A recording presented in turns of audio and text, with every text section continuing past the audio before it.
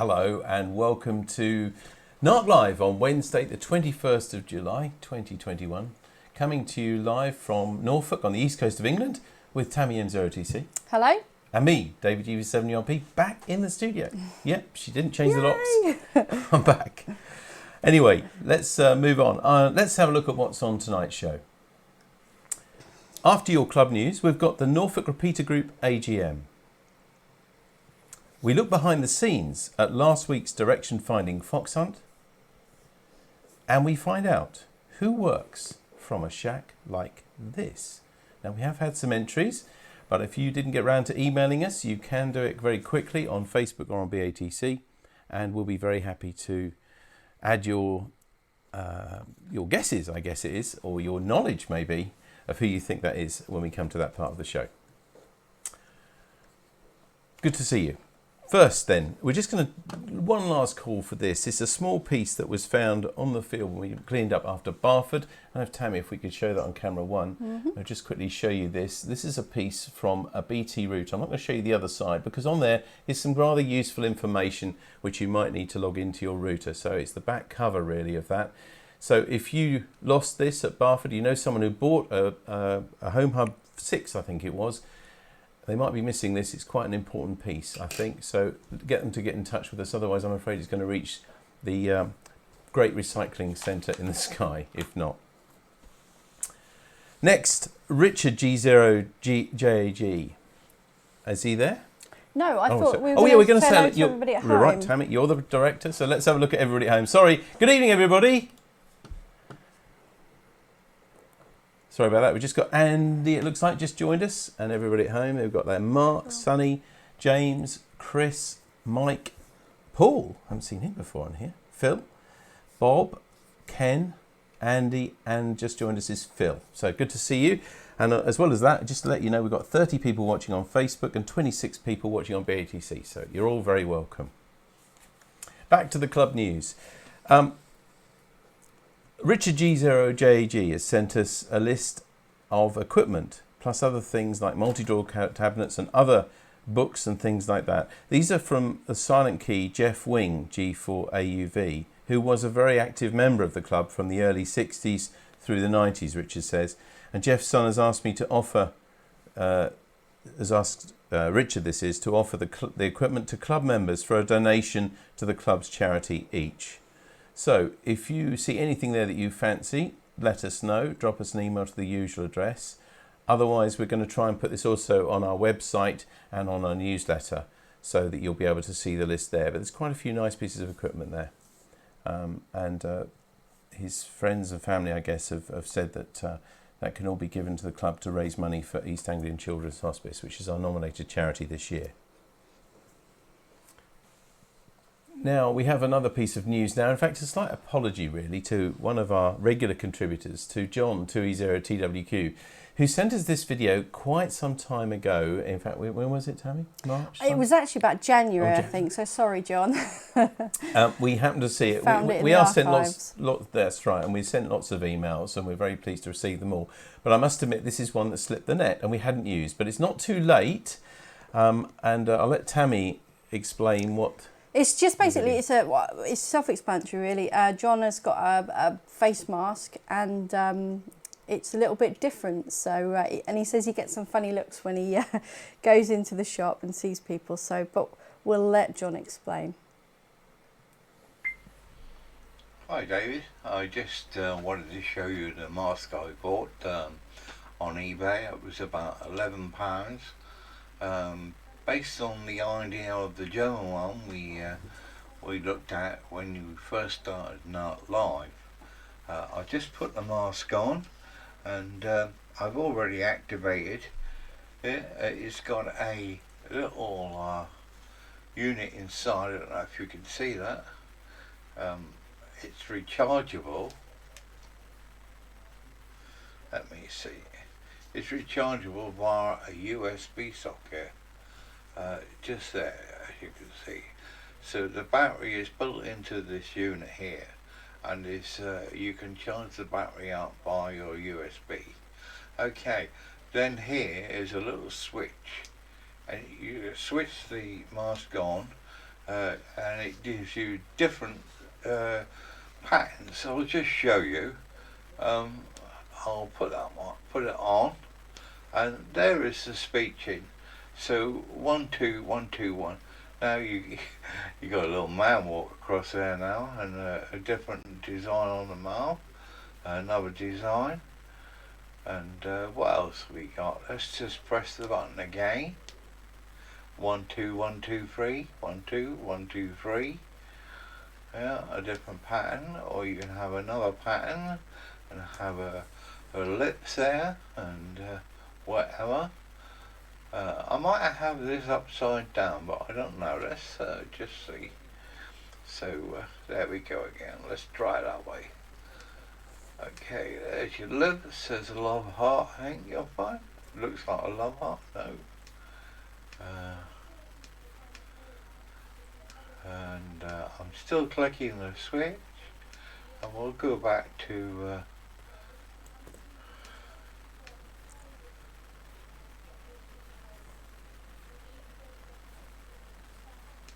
right, okay, so I'm now back to the original idea. So when you speak, as you can see, I'm speaking John 2E0 TWQ, demonstrating the masks bought from eBay.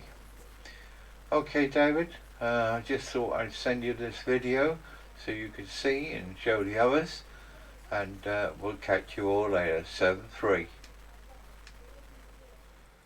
Well, I hope it is a case of better late than never, because even though John sent us that 6 months ago, and really sorry that we missed it, it's because it was a large video file. We had to put it somewhere different to where we normally put things. So, but of course, although masks are not mandatory in as many places at the moment, a lot of people are still going to wear them. So that's an interesting thing to show anyway. Thank you very much, John, for sending us that.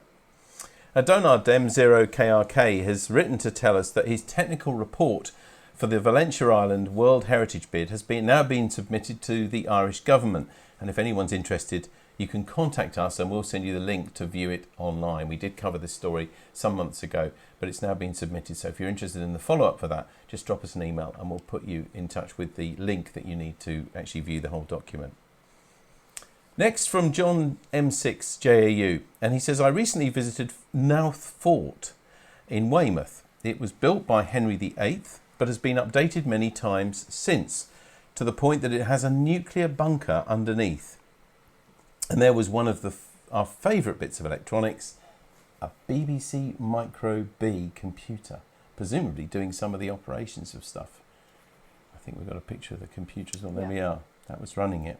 Tammy would have loved the fort because it was full of little people, he says. Excellent. Very cool. Now, finally, from your news, Ken M0KJW says, Hi, David and Tammy. Last weekend, I was been putting a beehive into an apiary that my neighbour and I are setting up at Little Melton. I've helped him set up 3 hives. One of his is full of bees, and on Sunday, I cleared a bit more of the scrub away and set up my first hive in the apiary. Mine is the green and grey one in the video. All I need now is some bees. Isn't that ironic? Yeah. Should we tell them? Yeah. We'll go off script a bit and tell you that we had a problem with honeybee nest in our house about, 6 weeks ago? Maybe not even that. We had to have scaffolding erected and everything to have a proper bee man, come and remove them carefully and transfer them into a new hive and take them away. If only we'd have known, Ken. Yeah, we do have pictures. We're going to show them one week, but they haven't got round to being put in yet. No, but anyway, we want to come back to Ken now and let's see his video. Thanks for sending this in.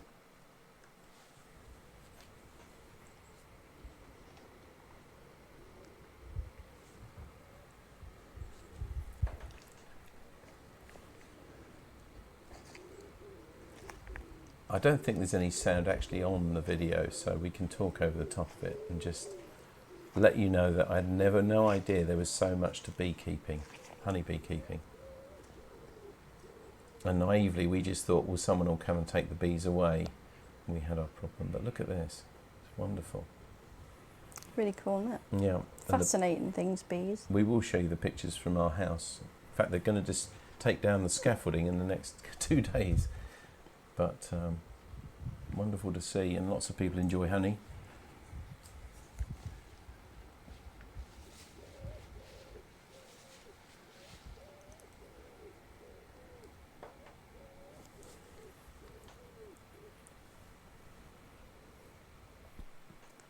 There Lovely. we go. Brilliant. Thank you very much, Thank you, Ken, Ken. for sending that to us. As always, we ask you at this point, if you've got any news and stories like that to send us, we'd be always grateful to see them. This is the address to send them to. Sorry, Tammy, I'm just going to leap ahead now. There we go. To be honest, we had some last minute changes to do tonight, and that's why we didn't have it quite ready. radio@dcpmicro.com gets your stories and information to us, and we look forward to seeing them every week. If you can get them to us by 3 o'clock on a Wednesday, we'll either use them on that night's show or one very soon afterwards. Now, what's next? Little People, I think, Tammy. Yeah, Sure, I think Little so. People. Yep. Just got to find where we are now. We actually we'll let you into a little bit of a secret. We're going to show you in a little while what we did for the Fox Hunt last week. And technologically, connectivity-wise, we had a lot of changes to make. And it was that we had a last-minute rush to put everything back together in the studio to get this on tonight, which we hadn't really accounted for. Anyway, Tammy, over to you. Here's the Little People this week. Here we go. Hot air balloon. Oh, isn't that brilliant? Is that cool? That is. I thought that was quite cool. You They- see them going over sometimes, don't you? Yeah, over here, this time of yeah. year. I saw a rescue vehicle go past our house the other day, so there must have been one landed fairly close. Really? Yeah. Yes. We did go They're on called one of those, rescue didn't we? vehicles, aren't they? I think, Yeah. where they're They going look like they're in their element. Haha, funny. Great. Anyway, if you like that, and there's lots of other pictures on that web address, miniature-calendar.com. Thank you, Tammy, for your Little People this week. So, as I said, what have you been doing? Keep us in touch. Send us your stories and pictures and things like that, because it makes it really interesting. It keeps the club together and all of us in touch with each other. Now, back to that competition that we've been running so long, but I can't mention that it's nearly ended because it hasn't. We've sent another one this week. Anyway, let's have a look at who works from a shack like this.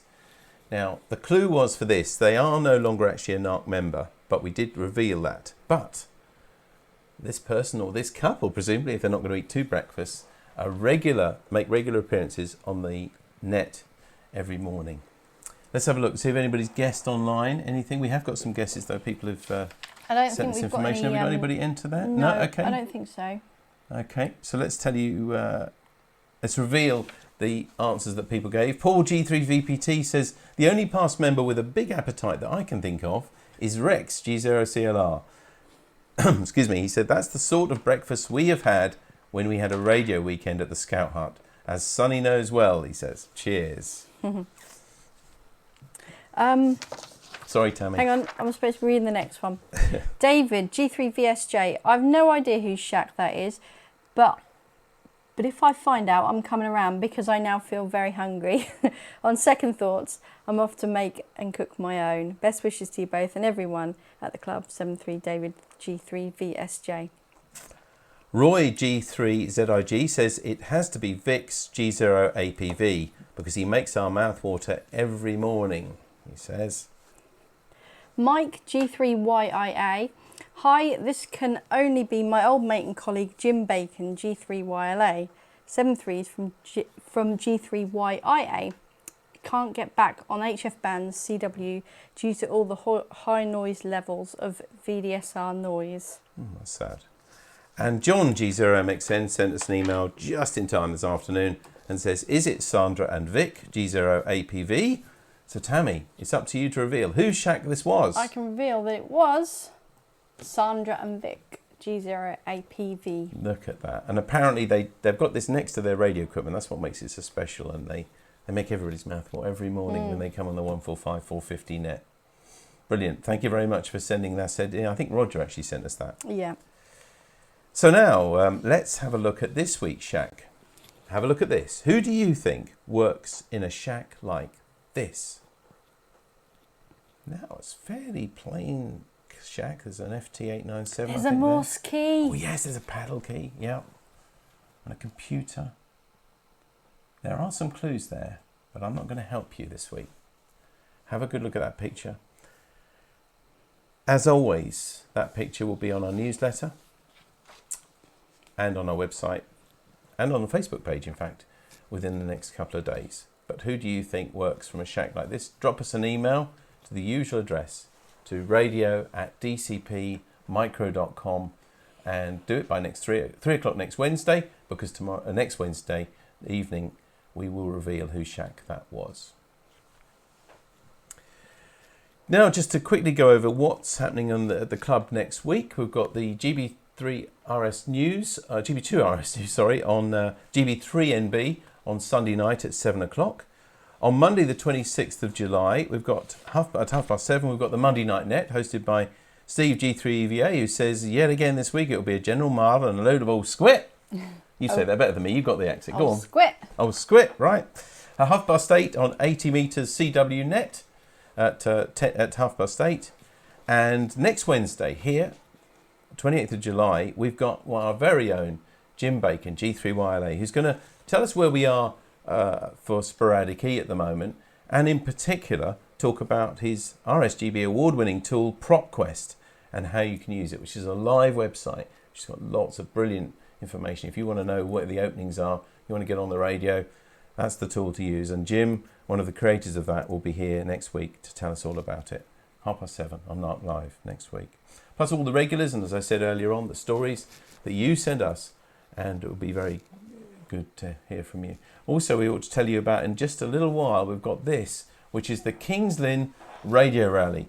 Kings Lynn Amateur Radio Club were very good and helped us at our Barford Rally. So if that gave you an appetite to go to another one, this is on the 1st of August, only, just a week and a half's time, at the Gaywood Community Centre. All the details are there, and the contact details as well. If you missed that, then look at their website or contact us and we'll put you in touch. And some of us are going to help them as well with run their rally. Finally, just to remind you that we have this card which we're very happy to send to anybody who you think will be cheered by it. We actually sent 2 of these out this week. It's the Norfolk Amateur Radio Club card, and details, some of pictures of it and some details about how you can watch this programme. We'll be very happy to send this to anybody you feel will be cheered up, maybe celebrating an anniversary or a birthday or something like that. Very happy to send that out to anybody. Now we're going to move on to something a little bit before we go on to the Norfolk Repeater Group AGM. We're going to tell you a little bit about last week's fox hunt. Now, the fox hunt, for those of you who weren't here last week and wonder what we're talking about, is not a real fox hunt. No animals were involved. It's a direction finding hunt, which the club normally, in normal times, runs about 2 a year at least. There's a practice, we called a friendly one, and also a trophy one. And Tammy and I, we thought a little while ago that this might make something that we could cover live on NARC Live. But of course it was a little bit ambitious because we had a lot of technical communications to contend with. The video comms between at least 2 places. One was at the Fox, wherever they were going to be, with a live video link, and also another video link for Kevin and I who went out with it. But I think it worked really well. If you want to see it, it's still there on our YouTube channel and also on our Facebook page, and you can watch it at any time. It's nearly 2 hours there. You can see the whole thing. But we're going to tell you a little bit of the story behind the technical side of it now, because you're all technically minded. That's why you're radio amateurs, and we thought you might enjoy seeing some of the things that we used to make that possible, because we were asked by quite a few people on the night and with emails afterwards as well. So firstly, let's have a look at the video that was sent to us by Team Destruction. This is Sonny's team, and we're going to have a look at this video because it shows you how he started from Thorpe Recreation Ground and found the fox. Here we go. Let's have a look at this. We'll actually say as well, there's no sound on this. So Sonny, if you'd like to commentate, we'll unmute you and you can talk us through it. Yeah, okay. This might be a bit weird. I can hear feedback. No, that's good. So this is just a quick time-lapse video of a GoPro stuck in the front of my vehicle. Apologies, I might have to talk quickly because I forget how long this video is. It's not too long. We started at the Thorpe Rec Ground and proceeded to take out. We decided that we were going to try and do a DF in a triangulation form. So we wanted to do a proper triangulation. So we took our first bearing from the Thorpe Rec Ground and then decided where to go from there. This case was Norwich City Airport, which is where we've just pulled up to now. But we decided we were a bit enclosed on this side of the road. So we went to the other side of the roundabout and waited here for our second bearing, which... without putting any spoilers out there, gave us a complete triangulation of where the fox was actually located. So we then obviously repositioned to head in the direction where the fox was located, which was just outside Spixworth. So for those of you that know the city, we went obviously around the NDR, stopped at the airport. We're now on the old road to Spixworth heading from St Faith's. We stopped again just to make sure we were in the right direction, and we were. We then had a little bit of local knowledge of the area, so there was a little bit of an off-cut down by the NDR, which is where we're sitting now, and then felt, no, we were the wrong side of Spixworth, so we proceeded through the centre of Spixworth and managed to shortly locate the fox after this stop here, and here they were. So, yeah, that was a very short, sharp shot there, David. Hopefully that was okay. Yeah, I think that was, thank you very much, Sonny. I think that was about 2.5 minutes. But the real thing took you how long, do you remember? Well, the transmission started at 1:45. I think we were there at 1:15, so it took us about half an hour, I believe. I think. I can't remember exactly. No, but of course, as we know now, that instead of the old days of the fox hunts, originally it was a race against time. Now it's the shortest distance that counts. And remind me where you came, because I can't remember. We came last. So out of 7 teams, one that was disqualified for opening the envelope, we came last for the longest miles. I think we covered nearly 15 miles. It was done, Paul G4ZBA, who most of you know as my counterpart as the Destruction Crew, had never been a hunter before. He'd done quite a lot of foxing with me, which is actually one of the reasons that I managed to get him in on back to the radio club, because I was sitting next to him at work and we were talking about me being the fox, and I was talking about where I was going to hide, etc. And he came out to see us one night a long time ago, the other side of Freethorpe, which Kevin can probably shake his head and remember where we were out there. Yeah, there we go. Yeah, he's sort of got some knowledge. No, I can't remember the name of the church.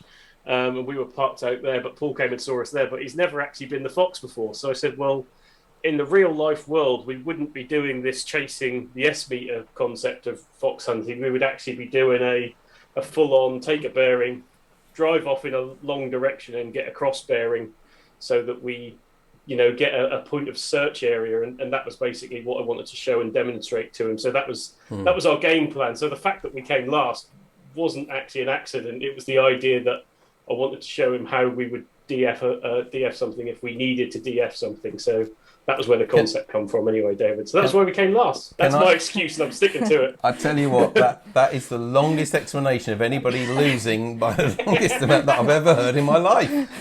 There is a programme, I don't know, it's supposed to be you're old enough to watch this, but listen to this, but there's a programme on Radio 4 called Just a Minute. And believe me, you would have won that easily with that day, where you have to go for a minute without repetition, pausing and things like that. Anyway, never mind. It's the same rules that we do when we're at conference. It's repetition, and there's 3 things, isn't there, that you shouldn't do. And no, so it was a deliberate coming last, and we're probably going to come last for the trophy fox. Oh, don't say that. Don't say that. But anyway, thank you very much for taking part. And by the way, if you want to live a long and happy marriage, you should mention your fiancée, who was also part of your team. Oh yes, of course. Charlotte was very useful to our fox hunting team and was an inadequate resource that I could not have possibly done without. No, she didn't hear me, David. Sorry, so that was wasted. Well, see, that's wasted effort, man. No. That isn't like that. And I know I've not been oldly married like some of these people, but I've not been married long enough to. You always mention. Anyway, thank you very much for joining us, Sonny. Thanks very much for that video as well. So that was how one of the journeys was done. So if you did miss last week and you want to watch it, it's well worth watching that program. We're going to show you some of the other technology we use now. Now, one of the things, of course, that you could see that Kevin and I were out and about. Kevin was our cameraman. I was the sort of roving reporter, as they say. And this is what we used. Now, this is a mobile phone, I should tell you firstly. This is an iPhone 12 or 13, I can't remember which. It's quite a good phone. It is quite a lot of money, but the reason we used it is it contains most of what we need. So it has a very good camera in it. This has got 3 different cameras inside, which we could select.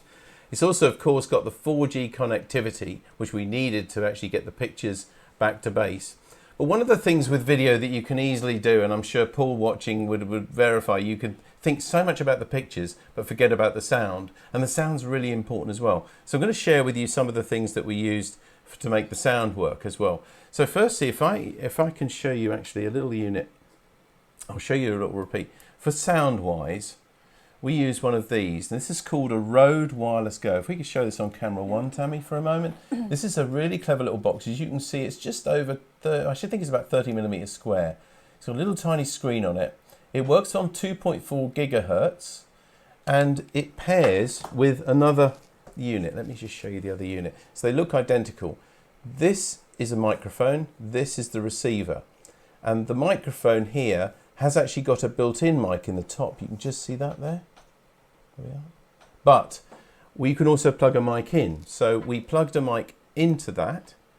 And we also used, that was for local contact, we also used this microphone on top, a directional. So we actually used the fact that this was a stereo mic, and we used one channel, left channel or right channel, for this microphone, which is a shotgun mic, which means that it gets sound from a long way away. But we also, you'll see that from the video and from using it last week, you saw me using this. Now this might look like a wireless mic, but I'm now going to reveal to you, this is one of the most expensive bits of plastic you could ever buy, because the windshield just comes off, and it's just really a very nicely molded piece of plastic, which you can then turn into a wireless mic just by clipping this unit in. So I've now clipped that little microphone in, and you then can put that on, and that's what I was using.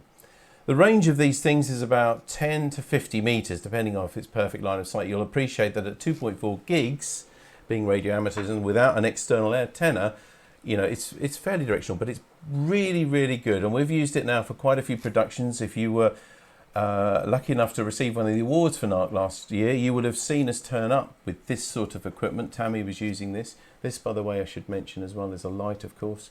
I won't shine it directly out. It's very, very bright. This has got a rechargeable lithium-ion battery in it. But this is what we used. So for those people who asked, were we just using a mobile phone? Yes, we were, but we did have a bit of clobber around it to make it even more effective. Now, one other thing that we needed to be able to do is hear what was going on in program out, as it's called, which is what you're listening to now, and also what's called talkback, which is hear what Tammy was saying in the studio. Because we couldn't rehearse this at all, and normally we do put quite a lot of effort into NARC Live and have a script and things, but it couldn't really work for this, partly because we never knew where we were going to be going once people left the recreation ground. So for that, we used a lovely little headset. I should say at this point, the cameraman Kevin, he used a pair of Bose headphones, but we also used a lovely special little headset. And I'm going to go now to Kevin, actually, to talk about this headset, because this might interest you too. Kevin? Good evening. Quickly, Sonny, it was St Andrew's Church in Wickhampton. Not to mention the dummy antenna at the Freethorpe Telephone Exchange, if I remember rightly, or something like that, just so to off-put people. Anyway, two things. So obviously, David said we have to get audio back so that we can talk to Tammy and we can hear what's going out at the same time. So as well as the 2.4 link connected to the mic, this was just hanging on a 3.5mm connector. That is a little, I don't know, you can see on the side of it, there's a switch that says TX and RX. That is a Bluetooth transmitter or receiver, depending on which way you push the switch. It has also got a built-in mic if you're using it as a transmitter. I think you can do hands-free calls with it as well. But we were using it as a transmitter, but crucially, the one clever thing that this will do, it will pair to 2 pairs of headphones. So both David and I had a pair of headphones on. Like you said, I had a pair of Bose headphones on that was linked to it, and David had these on. This doesn't really look like a normal headset at all. It's very clever. Unlike me, who had the Bose on that go right over your ear, the way I had it on was one side on and one side off. This thing actually goes over your back of your head. Looks a bit funny, but I can't see the camera. But it sits there. Let me just check. Yeah, I am in view. It sits just in front of your ear, so that your ear, both sides, exactly the same. You can hear everything that's going on, but crucially, this transmits the sound into your ear using bone conductivity. So it's actually vibrating the bone, which is just beyond it in there, and that enables you to then hear. But as I say, crucially, you can hear everything that's going on as well. So that's the way David was able to speak to everyone and still hear Tammy back in the studio using bone conduction Bluetooth wireless headset. And there you go. Brilliantly explained, Kevin. Thank you. Yeah, that was really clever. I will admit that both Kevin has had one of those pairs and we've had them. And when I first had them for normal general use, I didn't particularly like them. I think partly because the Bose headphones we use have got noise reduction, in fact noise attenuation, so you can't hear anything out, which is what Kevin needed to do, because he needed to hear what was going back to the studio in terms of audio.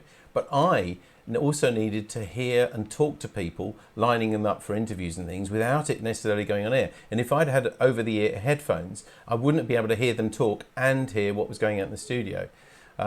One thing I could reveal to you as well, if for those of you, I know Mike and Paul there have got broadcasting backgrounds. If you've had a broadcasting background, what we had was what we used to call split cans, and you had audio out in one ear, but Tammy was in my other ear all night.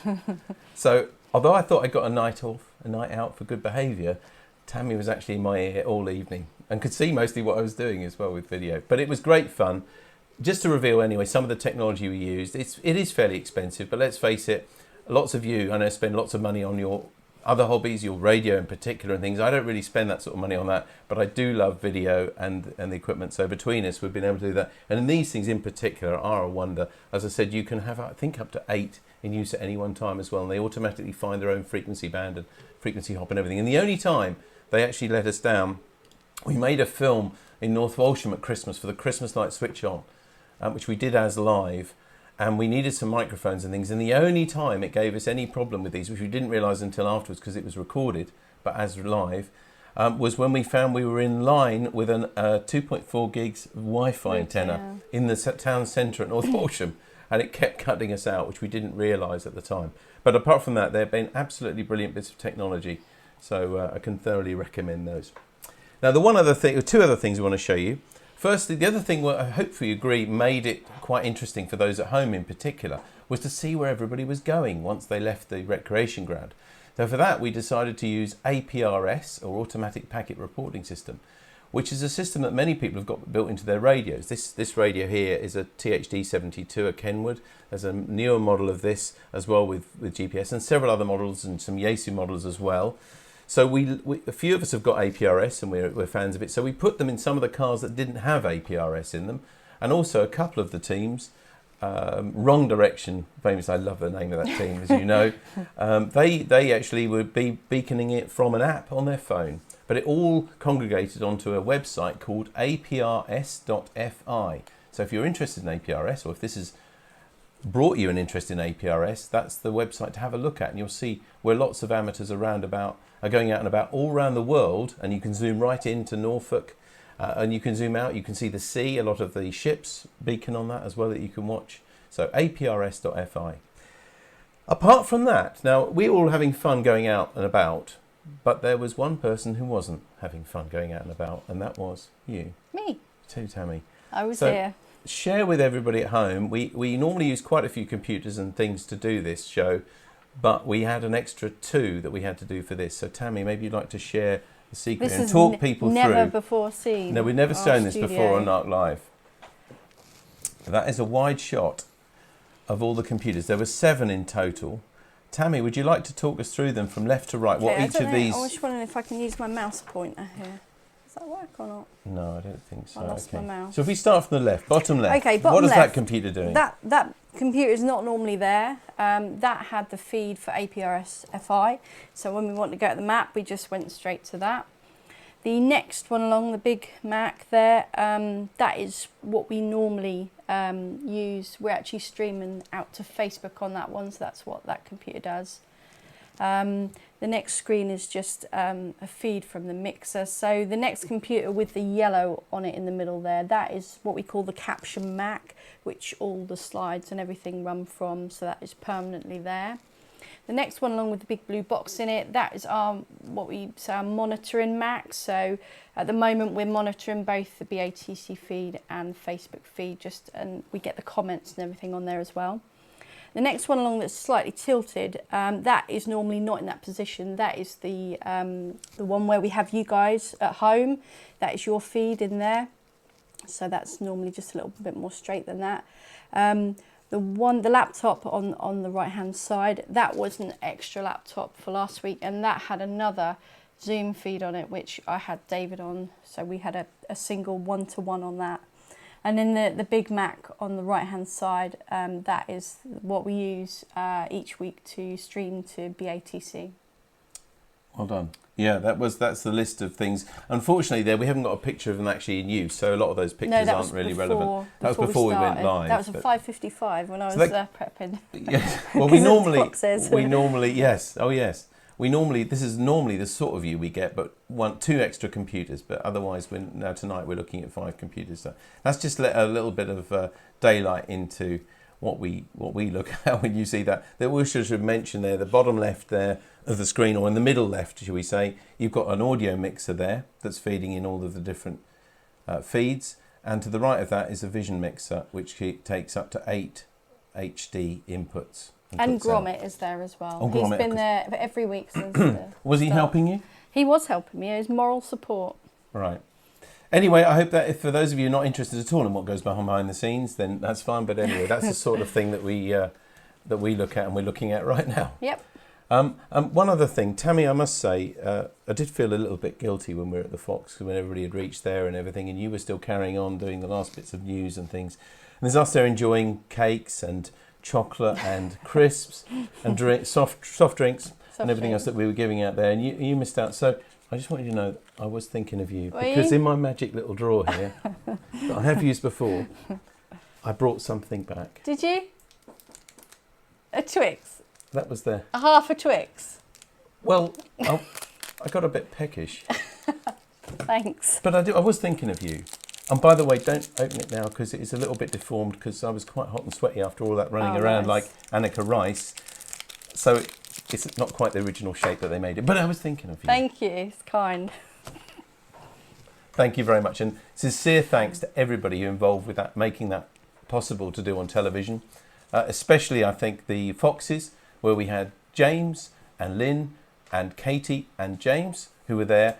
And, of course, Kevin, the intrepid cameraman, who came with me and drove at some speed. Did he get a speeding ticket? I hope not, because it's my car. And not least, I'm sure you'll agree, Tammy, who did a really excellent job. And just showing you that sort of technology there can just give you an idea that she really was, apart from the 2 streaming computers that probably were left on their own, everything else you had to sort of mix in with pictures live and sound. I don't know how you did it and talked at the same time. That was a difficult bit. Excuse me, yeah. Sorry, the hay fever's getting to me today. I don't know anybody else suffering from hay fever worse today than it's been all summer so far. Anyway, thank you very much indeed for all of you. Now, one thing we would like you to do before we finish that and go on to what tonight's all about, really, for the Repeater AGM, is just ask you, if you enjoyed the Fox Hunt, seeing that on there, whether you would like us to televise the next one, or whether it's just one of those things that you enjoyed seeing, but you don't want to see another one. We say that because we're hopefully going to do the actual trophy Fox Hunt next month. We may not be able to do quite as many things because obviously that's going to be for a trophy, so we can't show some of the things broadcast that we did because we might help a team. But if you would like to see it again, it's going to be on demand, basically. So if you send us enough emails saying you'd like to see it or you don't want to see it, then we'll take note of that, and that will figure what we do in August for the next one. Anyway, thanks for bearing with us. I hope that's given us some interest and insight into how we did that outside broadcast, our very first, and we might do another one. If you've got some ideas for another outside broadcast that we could do this summer, let us know. It's something we can do safely without meeting in a closed environment. So it's something that we're looking at doing. Anyway, now I'm going to hand back to, now we're going to hand over to the Repeater Group, Norfolk Repeater Group. We're going to happy to help host their AGM. And repeaters are, of course, a very important part of our hobby, none more so probably than the last 18 months or so, and especially keeping mobile amateurs or amateurs who are at a distance in touch. And Norfolk Repeater Group runs most of the repeaters actually in Norfolk, and so it's only right they have an AGM. Now, the Repeater Group chairman is Rodney G0CBO, and he can't join us on Zoom tonight, so I'm going to kind of help to host this, but by members of the committee and officers of the committee of the Norfolk Repeater Group. So without further ado, we're going to just look at the agenda now for the evening.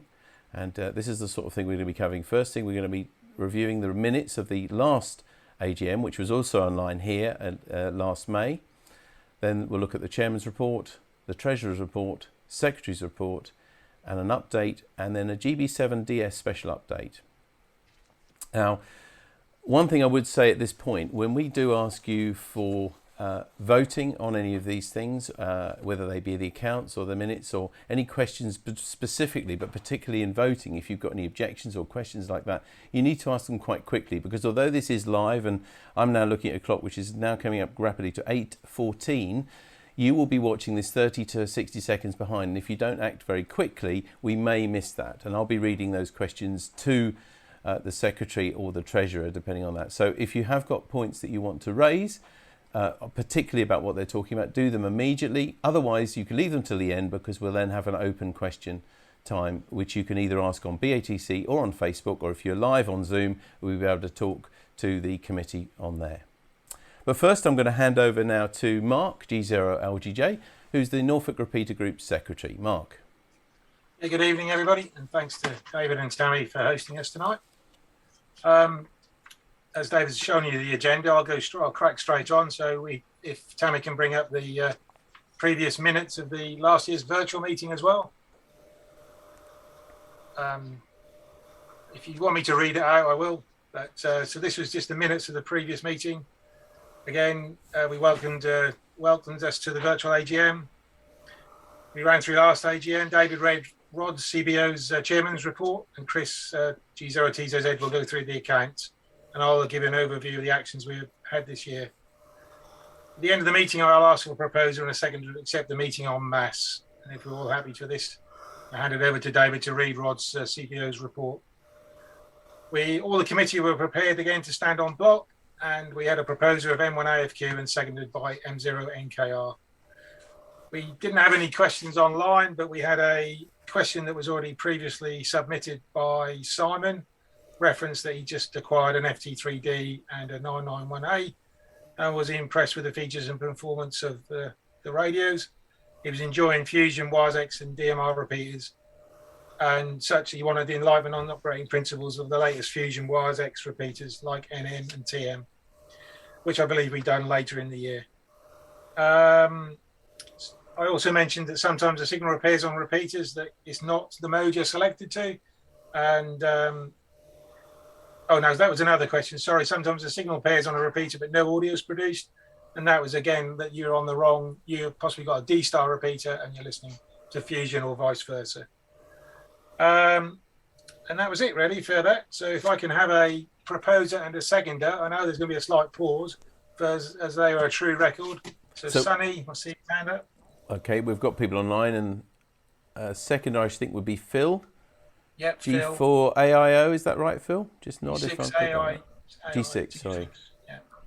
Okay, there is a chance as well for you at home to do this on Facebook or on BATC, but you, as I said, unfortunately, you're going to be watching this about 30 seconds behind because of the streaming technology we're using. Yeah. But feel free to, and you'll have plenty of time to ask questions later on. Okay, well, thanks for that. So I'll go on to read Rod's report. He's on BATC, I believe, but he's not able to join the Zoom meeting. So Norfolk Repeater Group Chairman's Report 2021. And thanks, Tammy. After another year of COVID restrictions and lockdown, once again, the Norfolk Repeater Group, along with the various repeaters in the group, have provided a great way for people to keep in touch. Both GB3NZ and GB3NM, it's actually GB7NM, have been well used by all stations across the UK and also other countries.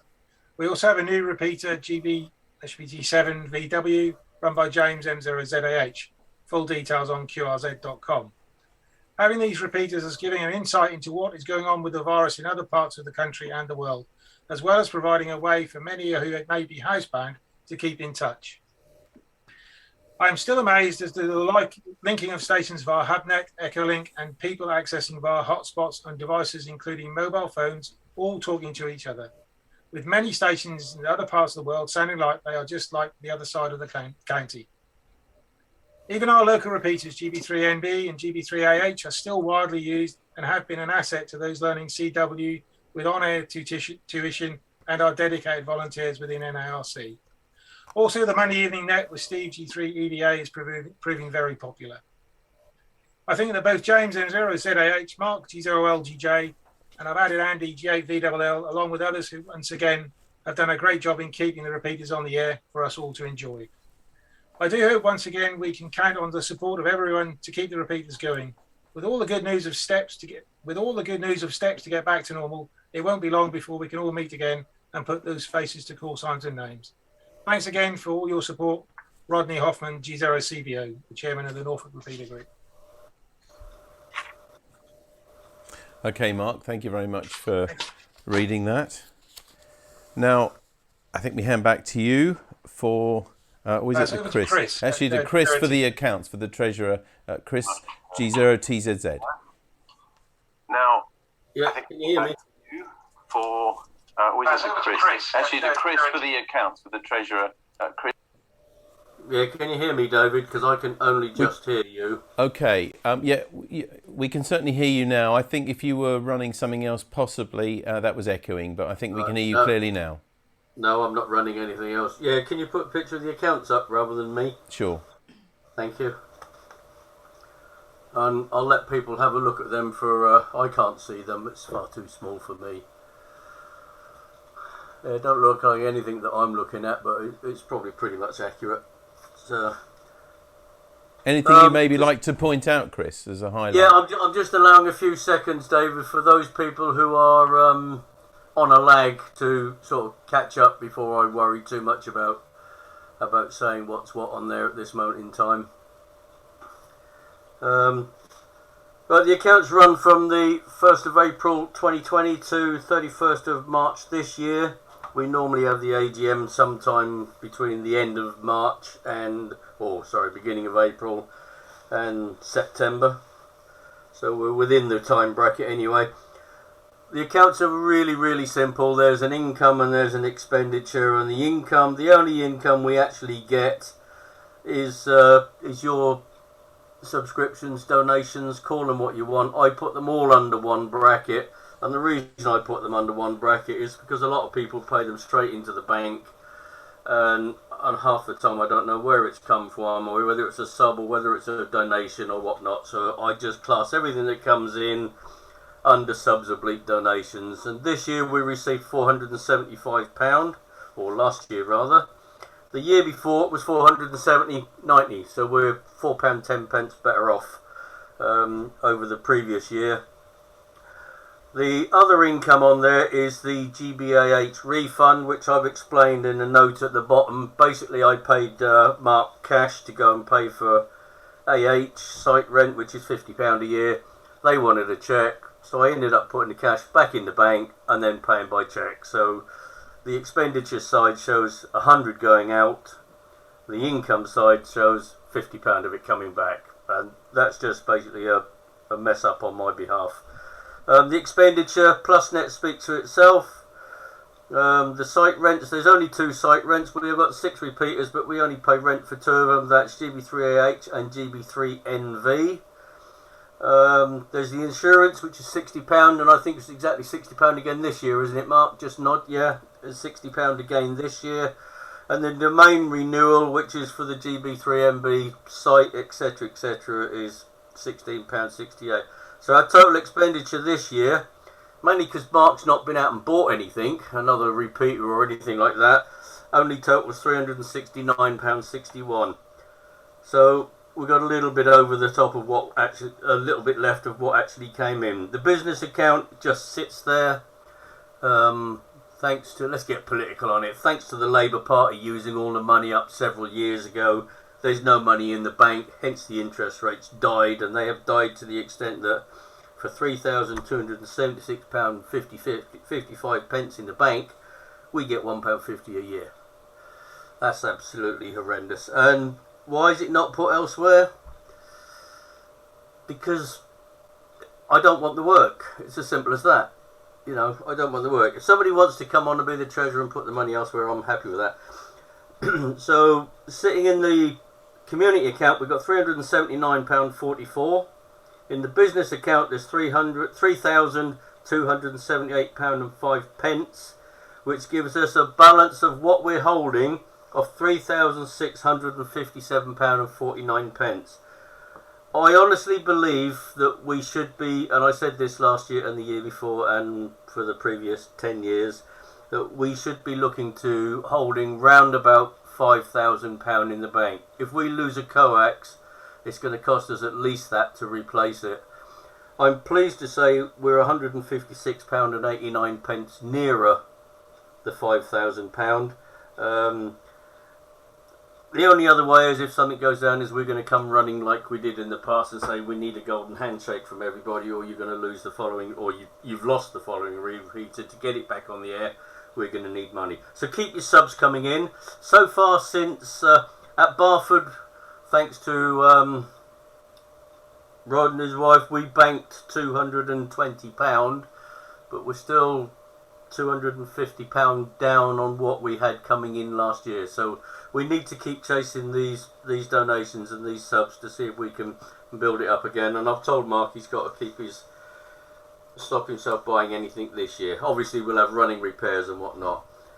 So we're actually sitting off £156.89 better off than last year. That's the accounts. They are quite simple. There's only 5 payments going out and dozens of payments coming in dribs and drabs. That's all there is. Has anybody got any questions? Okay, well, as Chris says, if anybody on Zoom now has got any questions, you can put your hand up and we'll put you straight through that. If you're watching on BATC and Facebook, which is just about 30 seconds or so behind, please enter those questions right now before we ask for a proposer and seconder to accept those accounts. And by the way, we will be telling you how you can pay your subs for the Norfolk Repeater Group in a little while. So there will be a slide coming up with all the details, plus we'll give you the details of the website as well, where you can also find out information. So I'm just asking for anybody now at home on Zoom at the moment. I've got those pictures in front. Any of you like to ask questions who are on Zoom? To do with the accounts, this is specifically. I've just got one more thing to say, if I may, David, while we're waiting to see if anybody's got any questions. And that is, you can set up a standing order to pay this in. We've got, so far, I think there's 4 people who are doing it automatically by standing order. It's £5 a year. It's 10 pence a week. You know, for that you get unlimited use of the six repeaters that you're all licensed to use anyway. I think it's absolute peanuts, isn't it? So, and a standing order just means you don't have to worry about it each year. So if you just make it get paid into the account sometime during April next year and as a standing order and leave it there, that'll be absolutely fine. It'll make my job so much easier. Okay. Well, I haven't seen any questions yet on BATC or Facebook, so I think we can safely say that nobody put their hand up either on Zoom. So well, I guess now, Chris, you'd like a proposer and seconder? That'd be nice, please. So can I have a proposer? First hand up which went up was Mike, G8EEY.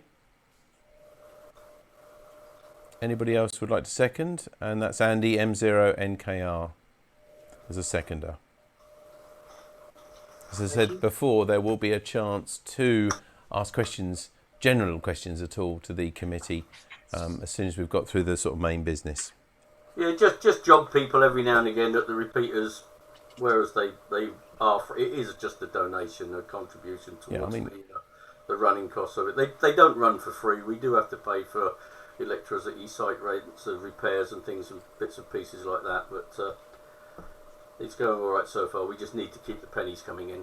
Sure, of course. £5 is a modest amount after all. It's probably one of the cheapest subscriptions of Repeater Group. But I guess it's all about the number of people who subscribe to make it possible to keep it at £5. Is that right, Mark? Chris?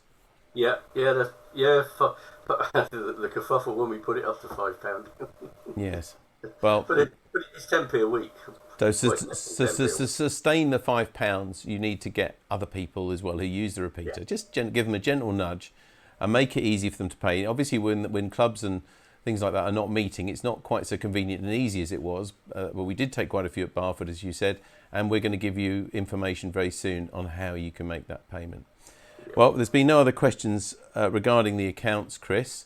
We've got a proposer and seconder. So if that's it from you at the moment, I'm going to hand back now to Mark, who's going to give us an update from the Repeater Group. Mark. Yeah, thank you. Thanks, Chris.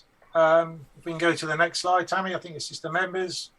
Thanks to all those that paid at Barford. So that's the current membership list. You can find that on our website, which we'll display in a short while. GB3, if you just Google GB3NB. Can whoever's got their sound up, we'll try and mute, but can you keep your sound down if you're going to unmute? Thank you very much. Back to you, Mark, sorry. Yeah, if you just Google GB3NB, it comes up as the top hit, and you can find how to join us and also that membership list online. I can see an issue with that, but I'll sort that afterwards. So if we go to the next slide. So this is Chris's slide, really. Gives you all the information of how to pay. A standing order would be great. £5 is a donation, it can be more.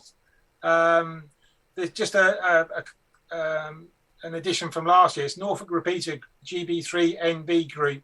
Some banks, when they validate now, they validate the sort and account number. They also validate the account name. So that's possibly, we had a few issues last year. So Mark, can I just interrupt? Sorry, there's one other thing they often ask, and is it a business account or a personal account? Yeah, that is a business. That's a treasurer's account, so it's a business account, I suspect. Okay. But yeah, so that should validate now to Norfolk Repeater GB3NB Group. So they're the sort codes, account number. We were asked some time ago whether we wanted to take PayPal, but I've taken it as being the club treasurer. We can, but it costs us, and it costs a considerable amount. For £5, you'd have to pay £5.46. So it's quite a lot of money, which PayPal take for just £5. So at the moment, we will just be taking, we find it easy enough to take cash, checks, and direct payment, faster payments straight into our bank. And please use the call sign as a reference, because as you can imagine, if we get quite an influx of payments, we have to become detectives to try and find the surname to match up to a call sign. Sometimes people aren't married and they've paid by the wife's account, girlfriends, so it's very difficult. I have the same problem with the payment system that goes into the radio club. So just use your call sign as a reference. That'd be excellent. Thank you very much. Okay. Next slide, please. All right, Mark. Yeah. Okay, so just an update from our side. GB7NM, we've got a new 2-meter antenna, which we bought just at the time of when COVID kicked in. We also bought a new antenna for GB7NB. However, as you can see, the third paragraph down, the coax joint was repaired by the site providers at Stoke Holy Cross, which is BT. So that was brilliant. So we've actually got a spare 77's commercial collinear. But we've got a GB7NM, which is at Ellingham, or near Attleborough. That's got a new 2-meter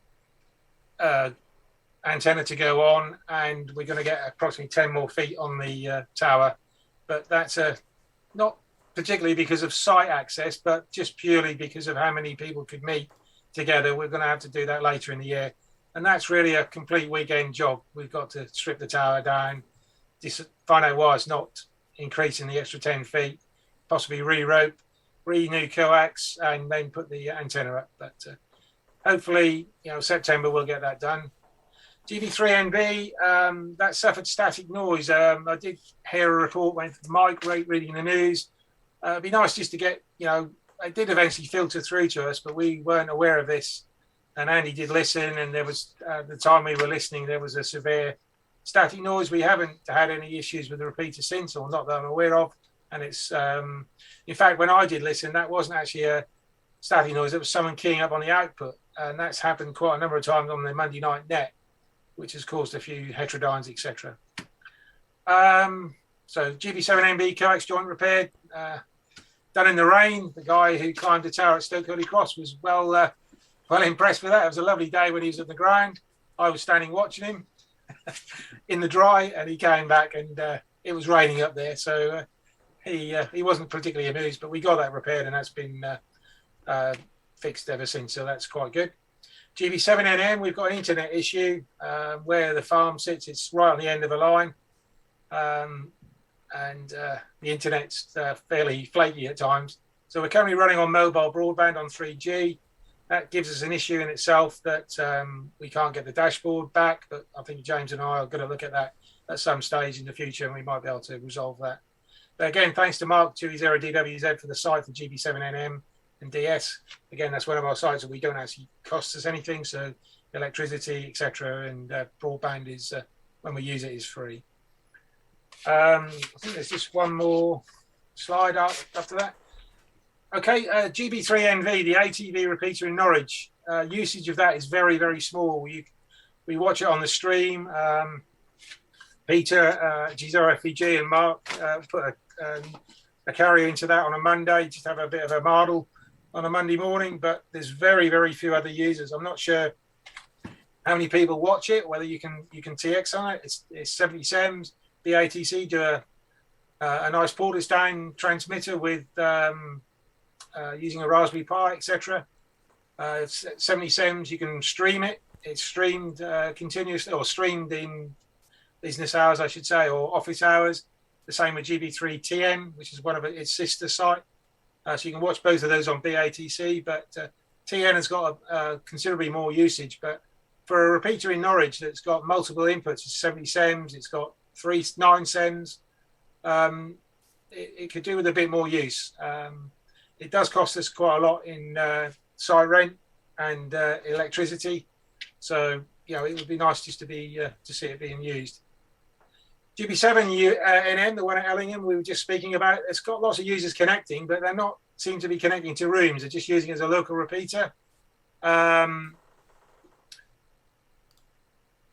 So when the website has got a guide to using GB7NM, Fusion and D-Star, how to use both of them, how to connect to various rooms, such as CQ UK, Echo, HubNet, All Stars, or there's all sorts. There's a new network called Freestar.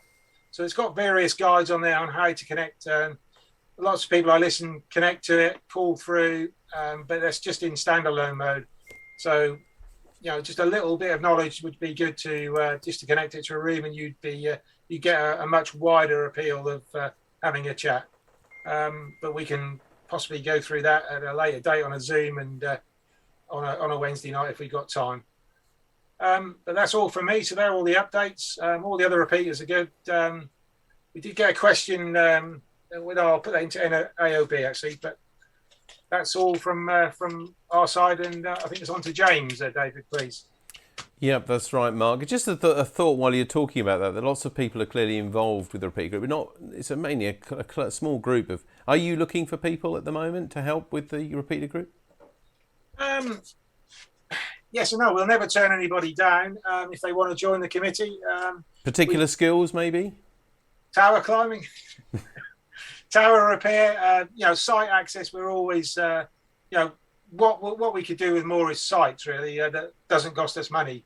And that's always a bugbear, that, especially in Norwich, that, the sites that we have in Norwich do cost us quite a bit of money. We're lucky in the sites that are owned by a friendly nationwide provider of telecoms are particularly free. But again, access to those is all, and that brings its own problems in that you can't access the towers without their assistance. So that has problems as well. But yes, we'll never turn anyone down who wishes to join the committee and assist in whatever. If we're having antenna parties like we're going to plan the one at NM, if people want to just come and help us, then the more the merrier, really. Go ahead.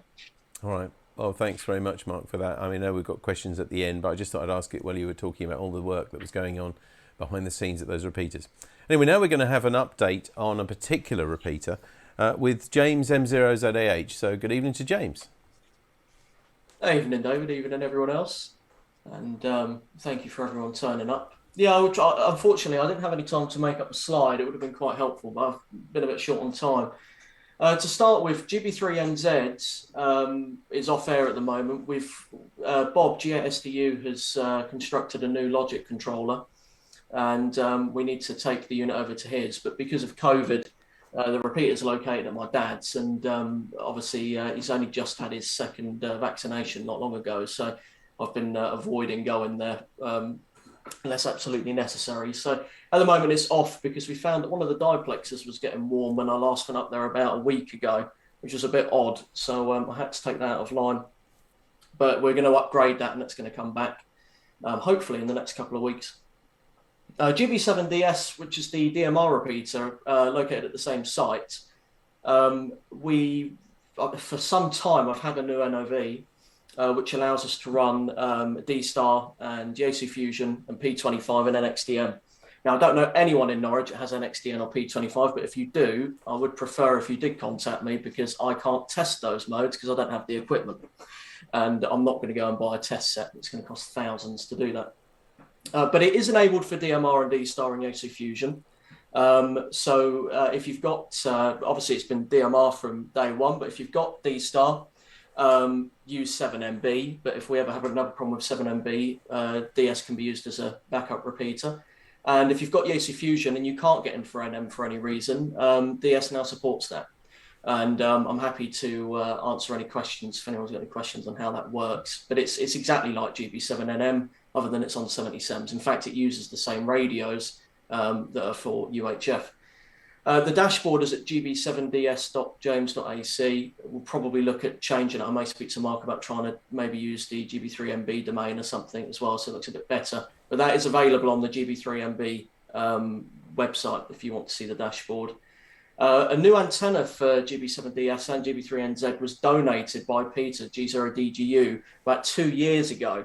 We've still not managed to put it on site. And obviously, with COVID becoming a thing, it's still sitting in storage. It's a Diamond X510. We're hoping by September, maybe November, that we'll have it installed, and that should increase coverage quite considerably. At the moment, it's only a V2000 at chimney height on the block of flats, and it's only 2 stories. And finally, the new repeater, I recently moved to Thorpe about a year ago. And this one, a lot of sweat and blood and tears after falling off a roof trying to install antennas for it. GB3VW, 77's analog repeater, currently on my bench to my left. Reverse bass, so normally on 77's, the outputs of the repeaters are on the low part of the band. This repeater, the TX, is on the high part. The output's on 438, 3875. There's been some confusion. People have been using it in the reverse shift, and we've been hearing them on the output. CTCSS is 82.5, which is not the normal standard 94.8, which is also worth noting. It's a simple analog repeater at the moment. We may end up dual moding it. We're seeing how it goes. It gets a lot of local usage. And as I say, we might end up linking it to All-Star, but really that's what NZ's there for. Well, when it's on air, that's what NZ's for at the moment. So really, they're the updates from me. If anyone's got any questions specific to those, I'll be more than happy to answer them. Oh, and we've got a 10-metre beacon coming. I mustn't forget that. I always forget. GB3NWB. I've had the NOV for quite a while. Stuff's happened in that time, so I haven't had a chance to really get anything done. I've managed to build the local oscillator, so that's something, I suppose. But we have got a 10-metre beacon that's to be installed on the site of GB3NZ and GB7DS. Not really that useful for locals, probably. It's only going to run about a watt, but should help with 10-metre propagation as we start to head up into the cycle now. So other than that, that covers all my notes. Sorry there were no slides. That's all right, James. Thank you very much indeed for those. Well, you've got going to have a chance to ask James or Chris or Mark, who are on the committee, so many questions now as we reach the end of the formal business, I think, for the Repeater Group AGM. So if you've got any questions at home, if you're on Zoom, obviously you'll be able to ask those live in a moment. But if you're on BATC or Facebook, this will be a great time to enter them. We have had a few already, and I'll be reading those to you, so that will buy a little bit of time for those of you who want to ask questions, and also be coming to you, of course, for those of you on Zoom as well. You'll be able to raise your hand and ask questions there. But first, can I just ask, before you do that, David, just to have a proposer and a seconder to all the committee. Again, I've asked all the committee, and we'll all stand back again on block. So I need a proposer and a seconder for that. Okay, we've got hand win up quickly. Ken M0 KJW as a proposer, and then when we're stitching someone else up. Sorry, then, Chris. I said they normally go up quickly when they're stitching someone else up. Okay. Well, anyway, that was a proposer from Ken M0 KJW, and I think next up was Steve G3 EVA as a seconder. So, and then we've got some, I think, some potted prawns coming from Paul. I'm not sure if that's a vote or not, but anyway, we'll come to that, whatever those things are, a bit later on. So this is the time to ask questions, guys, as we approach the end of the AGM and indeed the end of this programme. So we're going to read you now some of the questions, if that's okay, if none of the committee have got anything else to add at the moment. No, I did have one. I had one question asked, so I'll take those questions first, then I'll ask the question I got online at the end. Okay, Mark. Well, one of the things was just a correction of someone's call sign. Yes. And that was, let me just find the question because we've got quite a lot of people. And that was from Mark Turner, who says that his call sign is G7LEU and not G7LEV. So it was it's LEU uniform, LE uniform and not LE Victor. So if you could correct that. That'll be changed, yeah. We've also had a message now from Mike, G4DYC. It says, Mark, GB3MB seems okay now on Sunday evenings. It had been very intermittent with static type noise, but now all okay. And he'd also like to thank very much the committee for allowing the GB2RS news broadcast to be read on GB3MB every Sunday. And that's from Mike, G4DYC. And while I'm doing the questions, then one other one on BATC. This is from Rick, M7GMT. Does anyone have any info on GB7 VLS, which has gone off air recently? The NOV has expired too, meaning the last local packet station has now gone. Anybody know anything about that?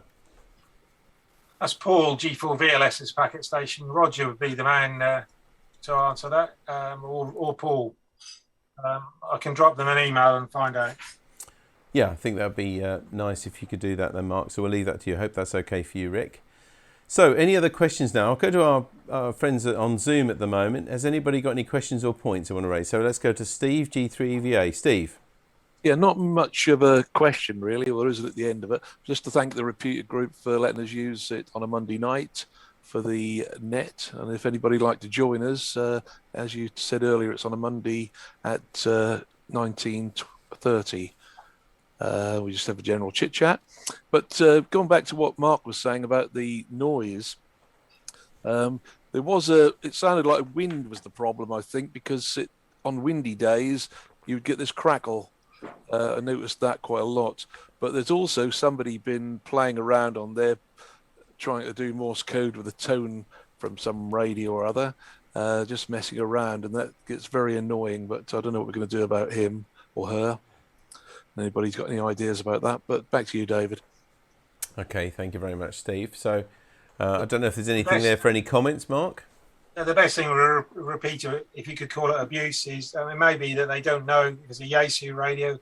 Sometimes that'll send a DTMF tone and they've got the wires X function turned on. But don't acknowledge them.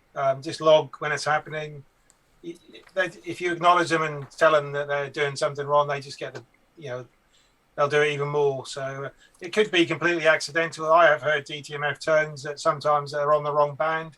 A lot of our repeaters use DTMF to connect to various different applications, so they could just be keyed up on the wrong band and then realise and not go or do it again, wondering why it's not connecting.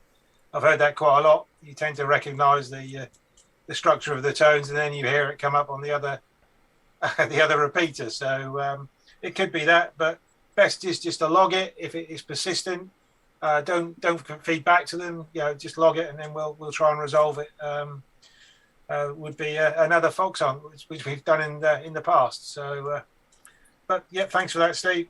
And fine on the wind. I will check it again, but Andy did check and listen on the input. We've got figures from how we know it's set from when we installed, and it was static noise that was the causing when Andy listened that the previous time. But I certainly haven't heard it in the past Sundays or Monday nights, but thanks for your feedback. Okay, well, so far we haven't had any other questions. This is a final call, really, to anybody watching, particularly. Just like to make a quick comment, David.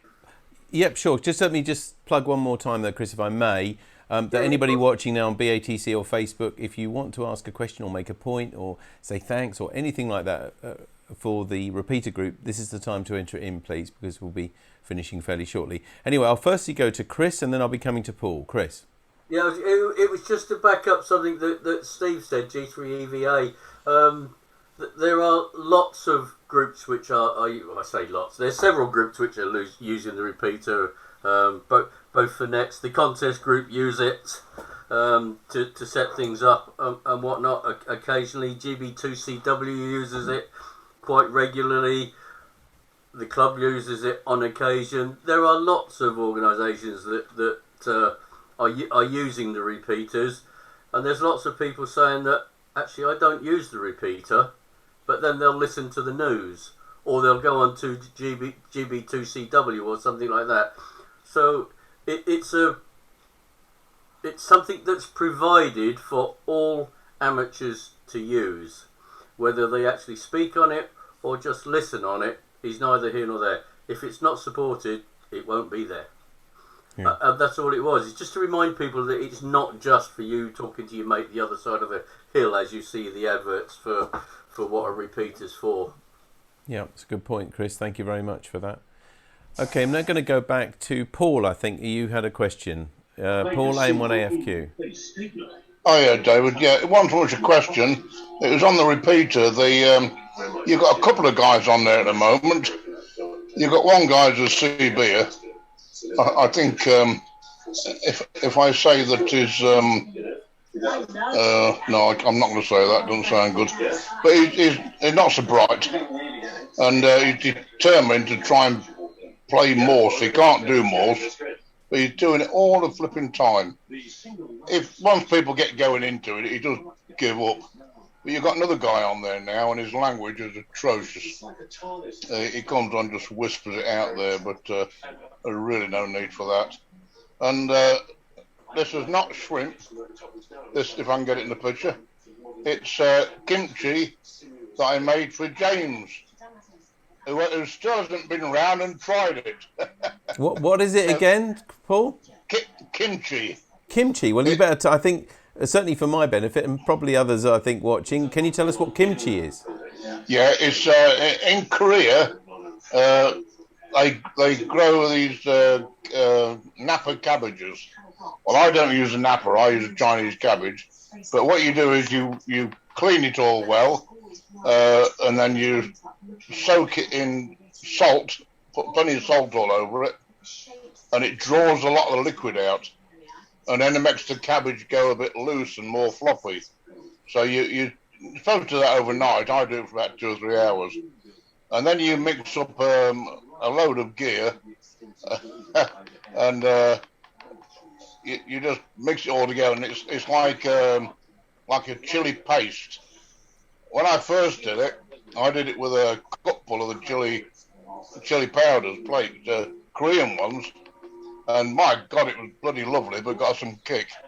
So I did 1/2 power. And it was quite nice. Not quite as nice as the other. It was quite nice, but as it's matured, it still stayed nice. But there's some shrimp paste that goes in that. And if you was to smell some of the shrimp paste before it goes in, well, I think you might throw up.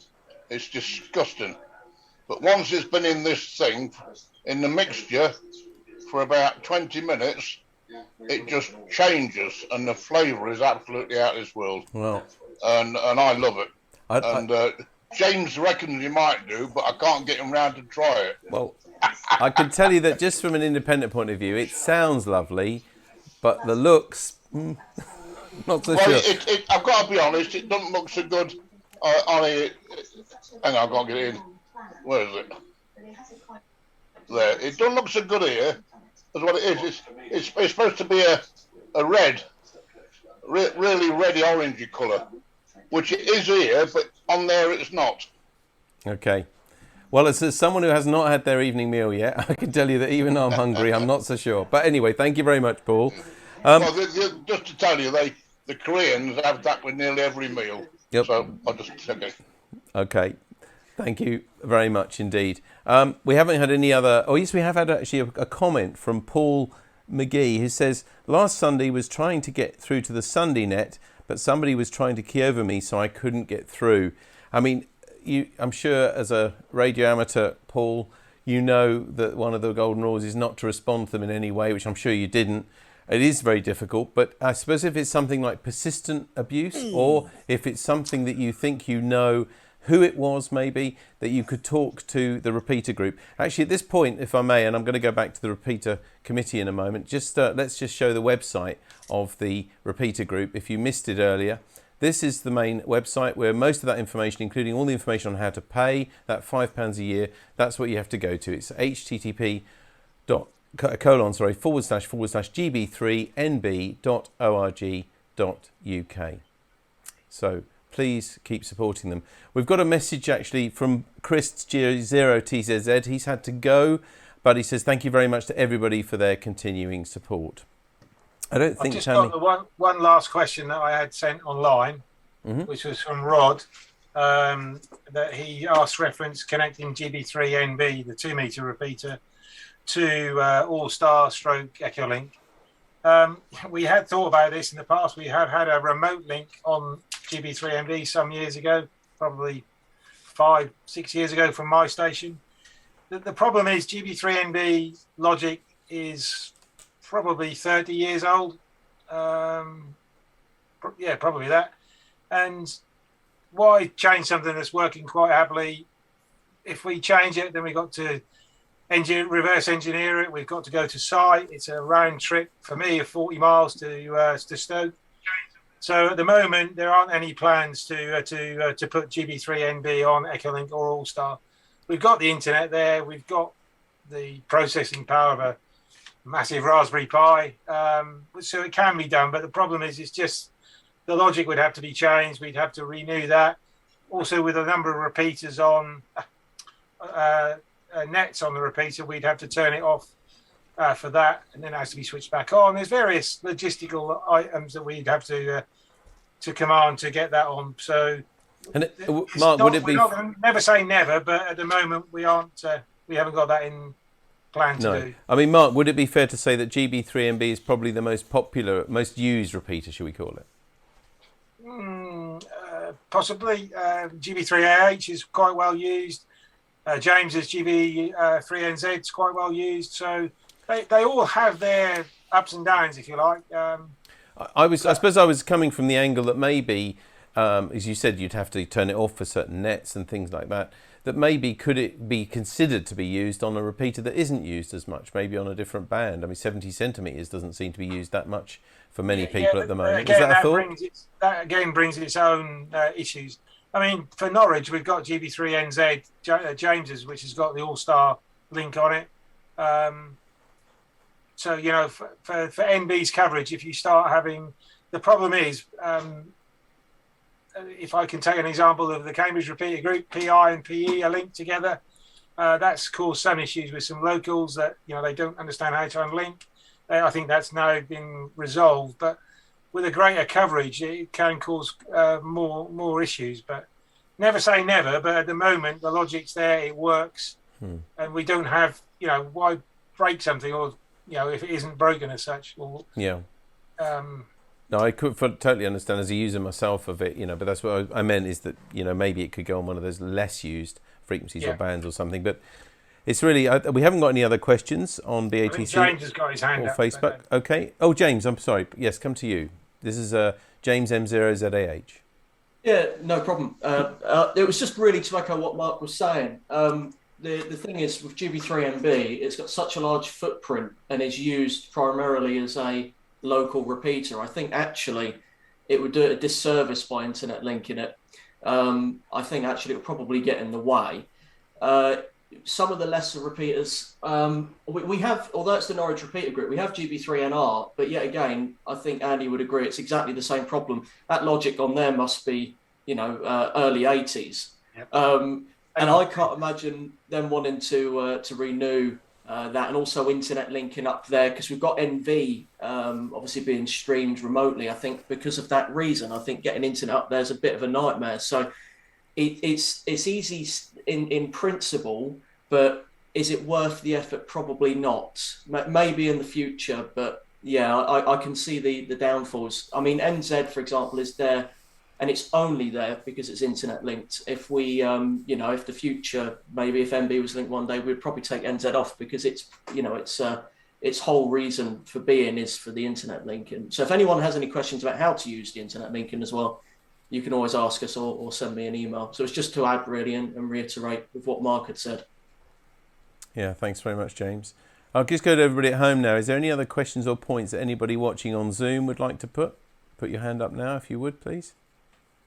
Sunny, M0SYW. Yeah, Mark, you need to contact me about being a remote shutdown op for at least MB, considering I'm so close. Lovely, thank you. Thank you, Sonny. Anything else from anybody at home? Okay, well, for those remaining, I think the committee members, that's Mark and James, I think if you're happy, I think we'll end the the Norfolk Repeater Group AGM there. But thank you very much to all of you who took part in that. And don't forget those £5 subs, that's all it costs. Can I just also mention one other thing, slightly off repeater? The Norfolk Repeater Group covers many of the repeaters in Norfolk, but one it doesn't is GB3NR. That's a Norwich Repeater Group, it's called, very similar name. So if you do want to donate to use NR, if you use the NR repeater in particular, you need to contact Ray G4LUA. We don't have his contact details to put up. The details are on our website. Yeah, but if you would like those, then you can either look on the website and all the other Norfolk Repeater Groups for Kingsley, Norwich, all linked from our website. I agree, Mark. Well, I was just trying to make the point that if they pay the £5 to GB3MB, it doesn't actually cover that one as well. So, to be perfectly honest, if you pay a repeater group that you're a member of, that should entitle you to use all the other repeaters in nationwide. Really, you only ever need to pay one group. I know it seems strange, but there's an old wives' tale or an old group saying that if you paid one group, then you became a member of all the other repeater groups in the country. So you didn't need to go and subscribe to all the other repeater groups. Okay. Anything else from you, Mark? No, that's it. Thank you. Okay, James? M0ZH, just shaking head there. Everything's okay, thank you. All right. Well, once again, thanks very much to everybody in the Norfolk Repeater Group for all they do. As an amateur myself and Tammy as well, we use the repeaters, and I'm sure many of you do as well. And if you haven't already done so, as Mark said, to please donate to your local repeater group to help it keep going. And in particular, you never know when you need that might need some money to either develop it or improve it or just to maintain it to keep it going. But thanks very much. We hope that's helped to host the Norfolk Repeater Group AGM. Let's just say one final goodbye then from everybody at home now from the Zoom. Goodbye to you all. Does anybody want to say hello or anything? We should ask before. Well, we've got people on there. Bob. Okay, let's go to Bob. Bob, yeah, sure. You just want to unmute Bob and then we can hear you. Well, I must say I enjoyed listening to everybody and what was going on, but of course I can't really get into that repeater unless I use what am I using? Echo Link. That's the only way I can get in there. I know. So what else can I do? I'm too far away. All right. Thanks very much for a good evening. Anyway. Okay. Well, I think Bob, I'm not the expert at it. Maybe one of James or Mark can say, but I think there are other computers. James, you mentioned one that was connected to Echo Link. GB3NZ supports All-Star and Echo Link. Okay, Bob. So that might help you. Okay. Yeah. Right then. To get into Norfolk. You're in Hertfordshire, I believe. That's right, yeah. Okay. Anybody else at home like to say anything or do so now, please? Ken, over to Ken, M0KJW. I did wonder if maybe learning to drive the things like NZ might be a good subject for a NARC Live one of our NARC Live talks, how to drive the D-Star repeaters, how to drive NZ, how to do it on Echo Link and all the various other modes. It could be a useful thing, and I for one would probably enjoy it. Okay, that's a really good idea because we are after lots of ideas, so please, if you've got a suggestion like that, maybe James or Mark, I won't put them on the spot now asking them, but it's something they could consider because it's certainly something we could slot into the NARC Live schedule because we're planning on doing this for a little bit longer as well. We've just got a very last moment, a comment in from Scott Ladderman. With interest with 6 meters, I'm surprised there isn't interest for a local 6 meter repeater, he says. Any thoughts on that? James, over to you. I used to run a 6 meter repeater and it was one of the hardest things I've ever done. The intermod on 6 and separation on 6 is really difficult. We would have to have a site like what GB3MB is on or GB3NR, and the cavities would be bigger than this rack behind me. In fact, the 6 meter repeater used to be in this, and we had some I can't remember what the duplexes were made with now, but they were coax. I forget, it was hardline coax, and we had made these duplexes. I can't hear you, Mark. I think Mark got interjected there. 550, weren't they? Yes, I think that's right. And it was just a nightmare. So I would love to see a 6 meter repeater. That's what I started doing. But you really need height for 6 meters, and you also need a very RF quiet environment. A good example is, I would imagine somewhere like where NR is would be absolutely awful for noise on 6 meters, which is a real shame. Okay, all right. Well, thanks. At least there's a sort of partial answer there, Scott, for you. But as they say, if anybody at home you can help in any way, and that might even be providing a site that you think might be suitable for 6 meters, or you'd like to help the group, you know, the Norfolk Repeater Group are just like us. They're just amateurs who volunteer and help with this, and I'm sure they'd like any advice or practical help, maybe in particular sites or anything like that. I'm just going to go now to anybody else at home. Anybody, any other questions that they'd like to put to the Repeater Group? No? Okay. All right. Well, thank you very much to James and to Mark, and also to Chris, who's just left us. Thanks for those for your AGM tonight. We'll now just tell you a little bit, remind you of what's happening next week on on Norfolk Amateur Radio Club. On Sunday, it's the GB 2RS News at 7 o'clock. On Monday, the 26th of July, it's the Monday Night Net on GB3MB at 7:30 with Steve G3EVA at 8:30. It's the 80 metre CW Net. And next Wednesday here on the 28th of July, we've got a guest presenter, will be Jim, G3YLA, with a review of where we are on sporadic E, and also featuring his RSGB award-winning tool, PropQuest, and how to use it. So that's next week on NARC Live. And don't forget to keep us in touch with all your regular stories and pictures and everything else as well. But that's it, I think, almost for this week, Tammy. Yep, believe so. So thanks again to all of you for taking part, whether you've been on BATC Facebook or on Zoom. It's been good to see you, and we'll see you again next week for another NARC Live. But for now, from Tammy M0TC. Goodbye. And from me, David G7URP. Take care of yourselves. Bye-bye.